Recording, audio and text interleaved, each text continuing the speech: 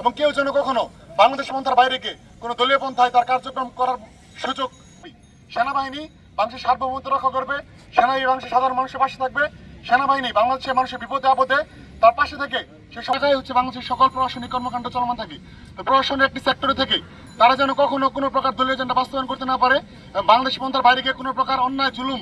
বাংলাদেশের সকল প্রশাসনিক সেক্টর থেকে সকল প্রশাসনিক সেক্টরে যারা কাজ করবে তাদেরকে হুঁশিয়ার করে বলে দিচ্ছি, আপনারা সর্বসময় বাংলাদেশ পন্থার দিকে গিয়ে বাংলাদেশের মানুষের পাশে থাকবেন। 24-এ যে স্বাধীনতার কথা বলছি, সেই স্বাধীনতা আমরা আসলে সত্যিকার অর্থে পাবো না যদি আমরা ন্যায় বিচার নিশ্চিত না করতে পারি।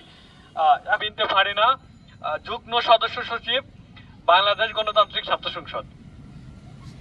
ঊর্ধ্বতন কর্মকর্তারা আজকে ডিজিএফআই বা বিভিন্ন ধরনের গুম খুন হত্যার সাথে জড়িত না থাকতেন, তাই সেই জায়গা থেকে আমরা বলতে চাই আওয়ামী লীগ তার শেষ পেরেকটি মারতে চায়।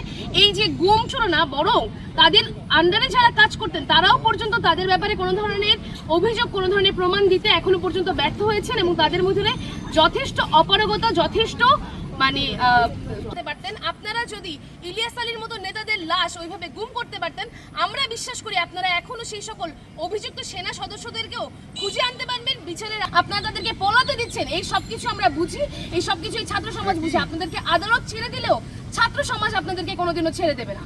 আমাদের মধ্যেও যারা সরকারের এগেনস্টে কথা বলেছে এই দীর্ঘ 15 বছরের আমলে, তাদেরকে কিভাবে গুম করা হয়েছে, তাদেরকে কিভাবে হত্যার হুমকি দেওয়া হয়েছে, তাদের মধ্যে কত আত্মীয়স্বজন, তাদের এখন সময় এসেছে এই বিষয়টা নিয়ে কথা বলার, এবং তাদেরকে ততক্ষণ মাঠে থাকতে হবে যতক্ষণ না এই বিচার নিশ্চিত করা যাচ্ছে।